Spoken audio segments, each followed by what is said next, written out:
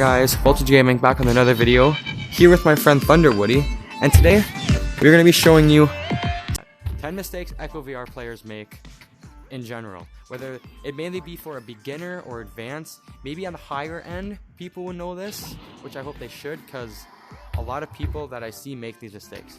So, we're going to go show you 10 ways. Are you ready, Woody? Yeah. Alright, man. Without further ado, please enjoy the video.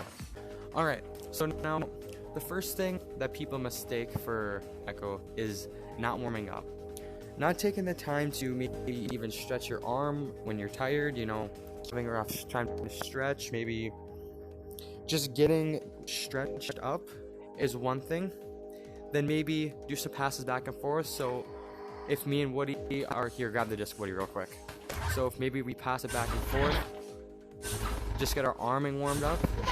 Or maybe if I come in here, you want to follow me, Woody? Maybe if we come in here and we just take some long shots. Aw, that was bad. But just practicing throwing or anything, that's something I see people mistake for a lot. One more thing that I shot without warming up is proper pass. What we just did, that's child's play, as I like to call it. So maybe go over there. Maybe use some callouts, so he's on Pac-Man or something. Maybe I could pass to him, get some plays going. And just practicing for a little bit on that. So now, the second option, or the second way people make mistakes, is adjusting to G. So when you first get an Echo, you are coming from the real world into 0G. It's a lot different. It's a lot different from actual reality. So what I like to do is I like to come over here to this sidewall, and you start from one block and just slap off of these blocks to get yourself visually prepared. Because if you slap, then you gotta quickly look for another object to grab onto. Otherwise, you're just gonna be floating. And either A, you have to adjust with your boosters, or dead stop, and then try to get going again. So it's way easier if you just slap like this. Just keep slapping back and forth. So, that's something a lot of people don't do. Also, practicing bounces. Reading that is bounce and predicting where it's going to go next is a huge part of going into the game. So, pretend Woody is coming after me, and the disc is here. I have to predict it's going to bounce off that, grab the disc, and get a shot toward goal. Oh, that almost went in. Third, when people don't practice with the... See, watch Woody. Woody, show an example. Just throw the disc around and predict where it's going to bounce. So if he randomly throws the disc... Here, I'm going to throw the disc, and you're going to watch it to go. So I put it over here. He's going to watch it bounce. He's going to predict where it's lands. So it hits off that top. He predicts where it lands, and he's looking straight back at for a shot, or even pass. But if you get accustomed to that early, you're going to be at a really big advantage from all the other players. So, that leads us to number 3, is not passing the disc with your teammates. We said before, early on, passing the disc is important, and I emphasize that at the beginning so much because it is. Soloing 4 people is probably the hardest thing to do, but besides a half-court shot. You have to watch a goalie, someone rush you, and the 2 others waiting to come up and stun you. So if you have proper passing, like this, it would make your life so much easier because 1, you have to try less. Number 2, it makes you better as a player itself. And number 3, it makes you communicate and potentially get more people to join your party. And why do you want people to join your party? If you're wanting to join a team at any time, or you wanted to get a group together to play, it's a perfect time to. That leads us is stealing the disc from teammate. So let's say we just got the disc. Woody has the disc going to that side. I'm his teammate. I take it and I throw it away. No, you do not want to do that at all. That was You do not. And stuff. It was, yes, exactly. The sixth reason, or the sixth mistake people make in Echo is not grabbing objects. What this emphasizes is if I'm going down the court and I'm boosting, and all of a sudden it goes back the other way, I don't just get to do this with my boosters and I try to boost back. Instead, what I do is I find the nearest object, grab it, and then pull back the other way to play defense or offense. It saves you so much time, and it can get you set up in positions for where, yet again, team passing is important. Get ready to set up for some passes and go for a shot. So that is a kind of short one. That's number 6 on the list. Number 7 on the list is self-goaling. Now, obviously, you can't take the disc. He can't take his own disc and shoot it because it's not going to go. I missed. He can take his disc and throw it in his own goal, but it won't go in. But taking the disc, a lot of people do this, especially lower lobbies. Give it here. Can I see real quick?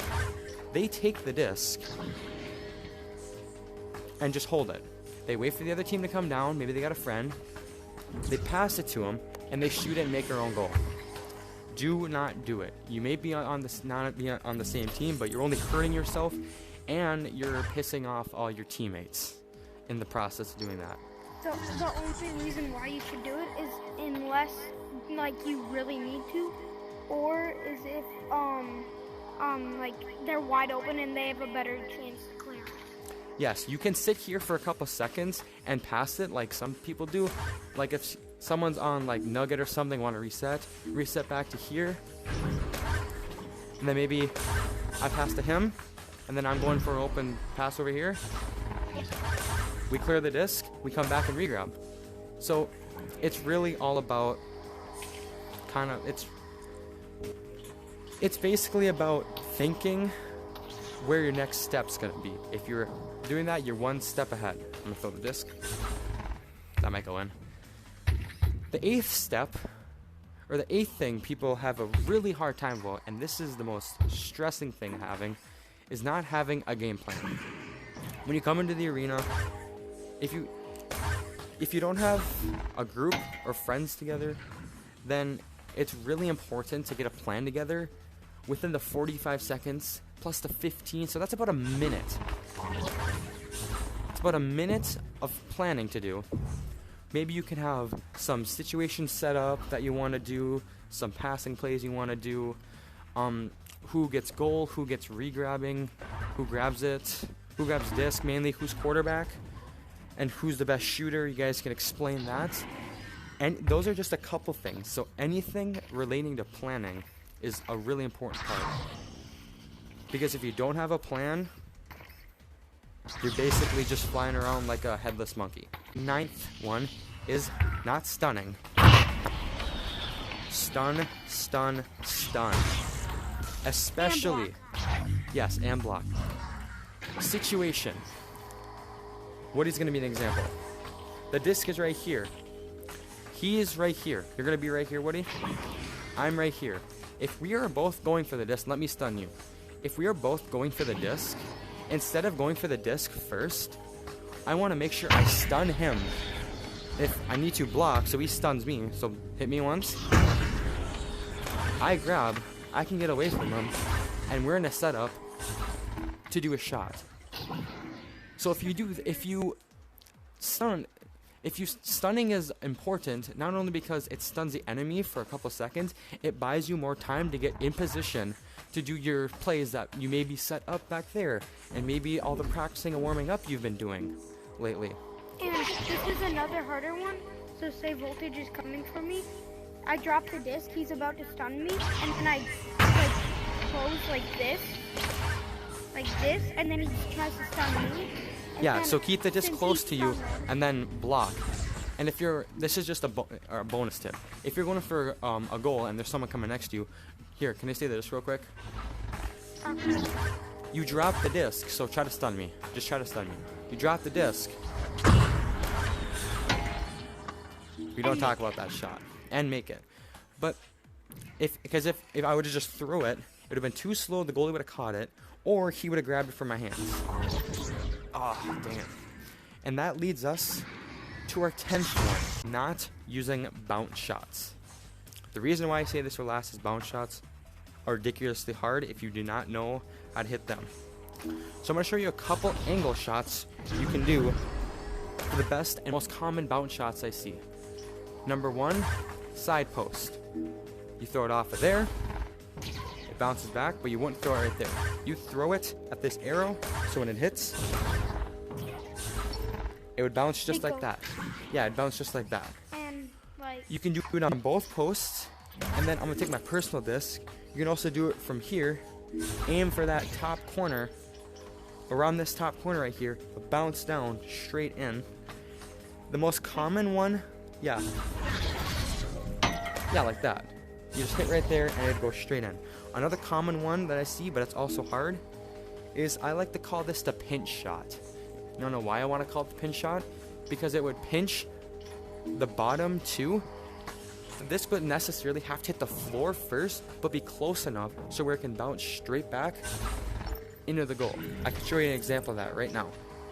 So if I throw it, it bounces straight back up, and if you throw it hard enough and from far away, or maybe sometimes you angle it downwards more, and it hit off the bottom.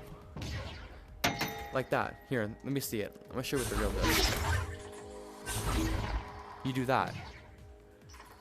Because if you're hitting, a good spot to aim is either A, around this area, B, at this sign right here, so where, because if you hit it, or maybe even right here, like this spot right here, if you can aim somewhere around there, it'll go straight in, and if you hit it right. Another shot I see is a shot where you hit the middle, I would say about that part, or maybe even in between these two arrows. Because, grab the disc real quick, if you shoot there, there's a chance of sparking up and maybe going off the ceiling and getting set up for a shot necessarily, or it would roll off, maybe hit the top, and if it was maybe more downwards, if I hit it actually in the center, it would pop up and come straight to me. This is a wide open shot right here, from right there. Watch it bounce off. It bounces straight off, and then just goes straight out. So, those are my personal 10 mistakes that Echo VR players make in Echo VR. We're gonna add one bonus. Woody, what do you think the bonus should be? The bonus tip for this video. Yes, another tip. Spread. If you guys are all, and this is gonna go with like 2 or 3 of them I talked about. I think it's maybe the one with passing. If you guys are scrunched together, some guy can just come around, stun you, and then they could play with you a little bit when you have the disc, stun, and then just clear it out. So say like one of Voltage's teammates were here and they're both blue. I could go both like this, stun them, turn it up, take a wide open shot like that. Exactly. So I'm gonna show you a way. I'm gonna show you some ways that you should not do it. That you should space out, and some ways you shouldn't space out. So here's the first way you should. So go across from there, Woody. This is how you should. A fair distance away, so when I pass it, I have time. Oh, jeez. Now you're fine. Fair space away. So if he's right there, I'm right Pac-Man. Look at how much distance we have. We have so much. And then here is the part where I space away, let him get situated. Maybe he's open back here. I can go up here, pass to him, easy shot on goal. If you have, number 1, good communication, good passing skills, and optimal spacing and shooting, those are the main 3 things you need, next to reading the bounce, to be a really good team. So, that is going to do it for today's video. I kind of made this video a little out of the blue, but I felt like it was really important I should make, or a really important video that was to make. Another one. Oh yeah, we could do that. Regrabbing. Regrabbing is essential. I'm dragging this on, but it's fine. Regrabbing is good if you want to get to the other side really quickly. So say me and ThunderWoody are on the same team. No, we're on the same team, we're next to each other. They clear it out. He grabs me. We clear it out. Get the disc. And go for a shot. If we can get to the disc quicker than they can, it can give us a better chance for so much more potential, and just you can even get set up for a 3, or if they regrab back, you guys have enough time to get set for maybe passing plays or something like that. Oh, and so Voltage is back there, and he needs to keep his speed more than you. You would turn around, grab onto him, and then you go like this, grab it, shoot it. And like I said, it's all about optimal timing and the right people. If you practice with the right people and get good with the right people, then you guys are going to be a really good team to play against, and it'll just make your echo experience a lot better. And you won't humiliate yourself. That was a really good example of a pinch shot. Guys, that's going to be all for today's video. Those were 10 ways that people make mistakes in echo. More like 12, but... More like 12, yeah. I'll put the title as 10 plus 12. Anyways, guys. Wait, plus 2. Plus 2. That's going to be it for today's video. Make sure you give me feedback on this video, see how well I did. And, Woody, would you like to do the proper bro fist away? See you guys in the next one.